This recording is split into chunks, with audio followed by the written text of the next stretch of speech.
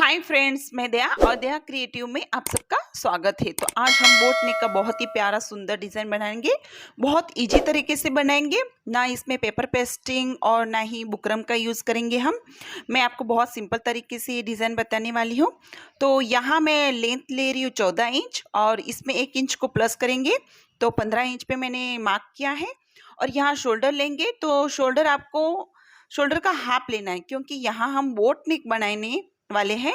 तो बोट नेक के लिए आपको शोल्डर का हाफ लेना होता है। तो यहाँ मैंने 7 इंच पे मार्क किया है और आर्म होल को लेना है आपको 6.5 इंच, क्योंकि यहाँ इनका मुंडा जो है बहुत कम है, तो मुंडे के हिसाब से भी आर्म होल नापा जाता है। तो यहाँ मैंने 6.5 इंच लिया है, आप चाहें तो यहाँ 7 इंच पे मार्क कर सकते हो, ठीक है। तो यहाँ हम चेस्ट का चौथा भाग लेंगे, तो चेस्ट हमारी 34 है, तो 8.5 हो गया और इसमें 1.5 इंच को हम प्लस करेंगे और इसी प्रकार से मार्क कर लेंगे। तो यहाँ हम कमर नीचे लेंगे, कमर का चौथा भाग लेंगे, 1 इंच हम टक्स के लिए लेंगे और 1.5 इंच हम मार्जिन के लिए लेंगे।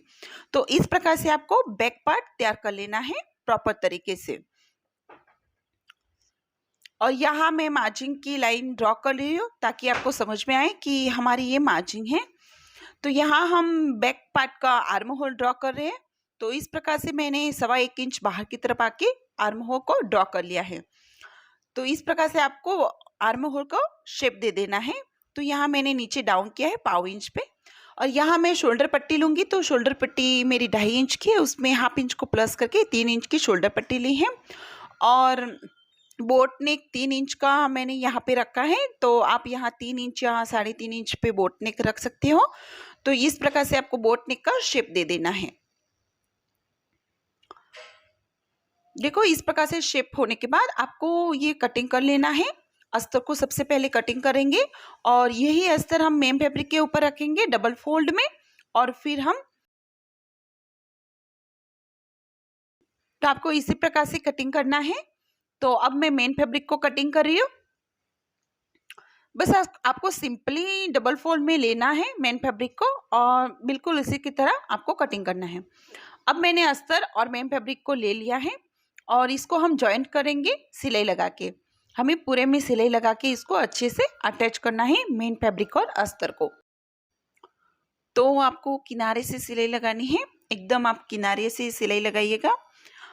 तो क्योंकि हमने मार्जिन 1.5 इंच का ही छोड़ा है, तो आपको बिल्कुल किनारे से सिलाई लगानी है। बस अस्तर को अटैच करना है, अस्तर के ऊपर से सिलाई चलाइएगा ताकि अच्छे से ये अटैच हो जाए अस्तर और मेन फैब्रिक।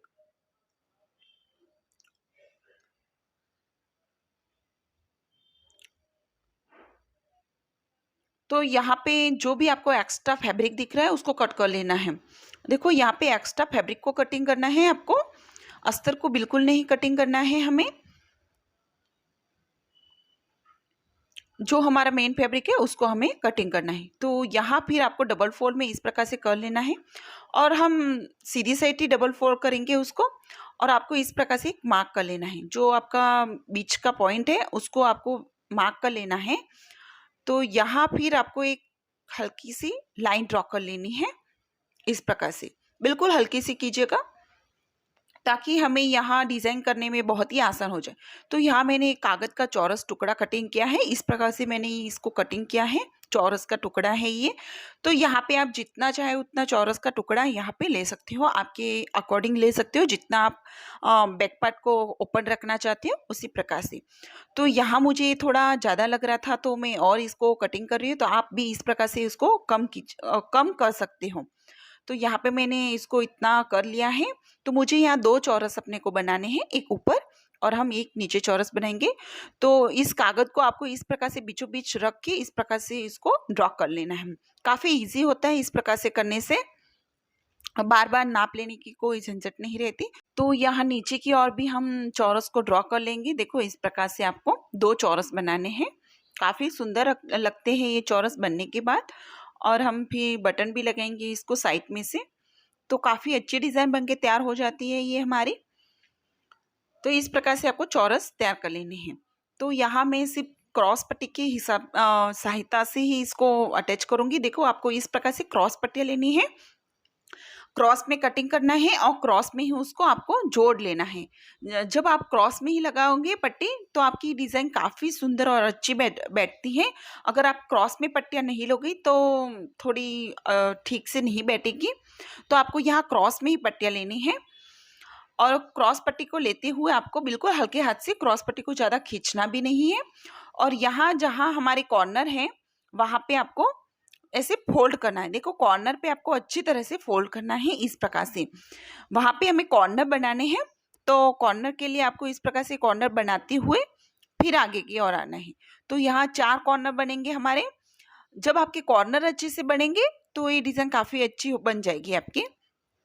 तो सुई को अंदर ही आपको अटैच करके रखना है और फिर आपको घुमाना है कपड़े को। तो सुई को बिल्कुल भी नहीं निकालना है कपड़े के अंदर से। अगर आप सुई को निकालेंगे तो आपके कॉर्नर अच्छे से नहीं बन पाएंगे। तो आपको सुई को अंदर की तरफ ही रखना है। जब भी आप कॉर्नर बनाओ तो सुई को अपने अंदर ही रखना है, उसको बाहर नहीं निकालना है और फिर आपको कपड़े को घुमाना है। तो इस प्रकार से आपको चौरस को तैयार कर लेना है। ठीक है, तो यहाँ पे मैंने एक चौरस तैयार करके आपको बता दिया है। इसी प्रकार से नीचे की ओर का चौरस भी हम तैयार करेंगे।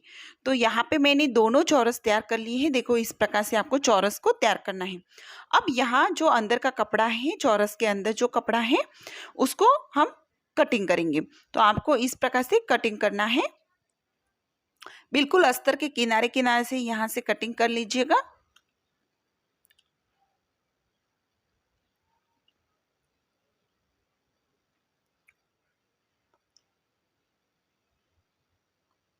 तो यहाँ पे दोनों चौरस के अंदर से आपको कटिंग कर लेना है कपड़े को।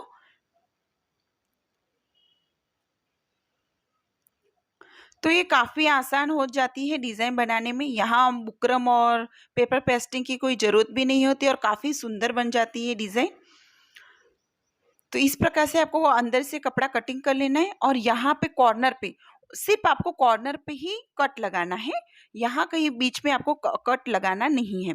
सिर्फ जहाँ कॉर्नर है, हमारे चौरस के चारों ओर कॉर्नर है, उसको कट लगाना है। बस इसका ध्यान रहे कि कट हमारे है ना सिलाई के ऊपर ना जाए। अगर सिलाई के ऊपर कॉर्नर कट चले गए तो हमारी सिलाई निकल सकती है। तो आपको सिर्फ सिलाई तक ही लगाना है कट। और यहाँ अब आपको ऊपर की तरफ से सिलाई लगानी है। देखो यहाँ पे मैं क्रॉस पट्टी के ऊपर सिलाई लगा रही हूँ। जो क्रॉस पट्टी हमने अटैच की थी उसके ऊपर से यहाँ दाब टिप लगा रही हूँ। उसको दाब टिप भी बोलते हैं, ताकि ये अच्छे से मूव हो जाए अंदर की तरफ। तो ये अंदर की तरफ आसानी से फोल्ड हो जाते हैं। इस प्रकार से आप सिलाई लगाते हो तो देखो इस प्रकार से मैं आपको बता रही हूँ। देखो इस प्रकार से आपको अंदर की तरफ इसको फोल्ड करना है और फोल्ड करके इसको प्रेस कर देना है, ताकि प्रेस करेंगे तो काफ़ी तुरंत ही अंदर चला जाता है। देखो इस प्रकार से अंदर चला गया। तो यहाँ हम किनारे से अब सिलाई लगाएंगे। अगर आप सिलाई नहीं लगाना चाहते हो तो यहाँ पे हाथ सिलाई भी कर सकते हो। तो यहाँ आपको किनारे से सिलाई लगाना है ताकि ये अच्छे से बैठ जाएगी और काफ़ी सुंदर उभर के आ जाती है डिज़ाइन। अगर आप परफेक्ट मैचिंग का डोरा यूज़ करें तो आप सिलाई यहाँ लगा सकते हो और काफ़ी सुंदर लगता है सिलाई लगाने से भी ये।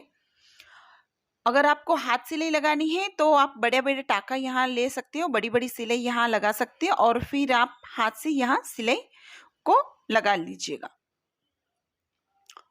तो यहाँ मैंने दोनों चौरस के ऊपर सिलाई लगा के तैयार कर लिया है। देखो इस प्रकार से ये हमारा बैक पार्ट तैयार हो जाएगा। अब हम ऊपर की तरफ क्रॉस पट्टी को अटैच करेंगे बोट नेक को। यहाँ आपको क्रॉस पट्टी लेनी है और यहाँ पे आपको पूरे नेक में क्रॉस पट्टी को अटैच कर देना है।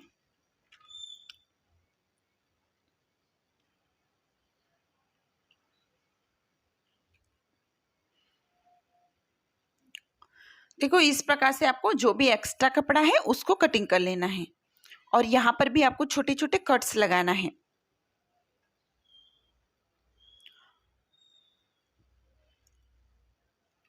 और यहाँ पर भी हम एक क्रॉस पट्टी के ऊपर सिलाई लगाएंगे।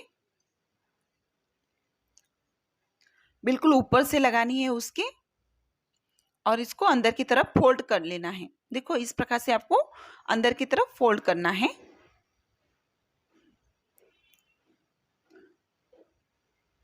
तो देखो इस प्रकार से ये हमारा बैक पार्ट तैयार हो जाता है बिल्कुल अच्छे से। और अगर आपके पास ऐसे बटन हो तो यहाँ आप इसको बटन को अटैच कर सकते हैं, काफ़ी सुंदर लगता है ये डिज़ाइन। तो फ्रेंड्स यहाँ पे हमारा बैक डिज़ाइन तैयार हो गया है प्रॉपर तरीके से। तो अब मैं इसका फ्रंट भाग बनाऊंगी, पार्ट 2 में इसका फ्रंट भाग बनाएंगे। तो फ्रंट भाग में 3 पीस प्रिंसेस कट में कटिंग करने वाली हूँ बोट नेक का। उस वीडियो को भी आप जरूर देखिएगा। और आज का ये वीडियो आपको अच्छा लगा हो तो प्लीज मेरे चैनल को लाइक और सब्सक्राइब जरूर कीजिएगा। आपकी लाइक और सब्सक्राइब से मेरा हौसला काफी बढ़ जाता है। Thank you.